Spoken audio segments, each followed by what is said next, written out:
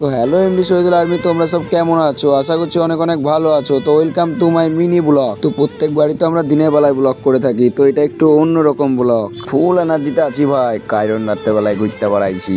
তোমরা বন্ধুরা এরকম এনজয় যদি কোনোদিন করে থাকো তো কমেন্ট বক্সে জানাও।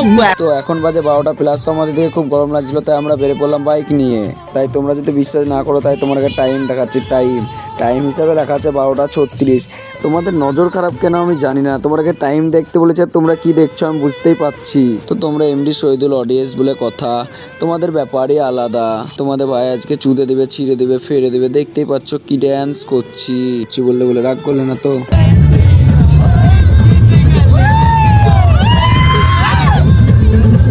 তো আমরা চঞ্চলের বাড়ির সামনে দিয়ে যাচ্ছিলাম। চঞ্চলকে তো নিতে ভুলেই গেছিলাম, কারণ ও ছোট বলে। তো অবশ্যই চঞ্চল চলে এসেছে। তারপর আমরা ঠুক করে হাঁটতে হাঁটতে আমরা চলে এলাম বাসন্তীর ব্রিজের কাছে। তো রাতের বেলায় ফাঁকা আকাশের নিচে হাঁটার মজাই একটা আলাদা। তো দাদার চায়ের দোকানে যেয়ে বললাম একটা স্পেশাল করে চা বানা দিতে। তো দাদা বললো এখানে স্পেশালি চা পাওয়া যায়। দাদার চায়ের দোকানটার অ্যাটিটিউড দেখছো। তো চা খাওয়ার পর আমরা আরেকটু ঘোরার জন্য বাইক নিয়ে বেরিয়ে পড়লাম সমস্ত বন্ধু মিলে। তো বন্ধুরা, এটাই হলো মজা করার সময়, এটাই হলো এনজয় করার সময়। এই সময়টা পার হয়ে যাবে, তার কখনো ফিরে আসবে না।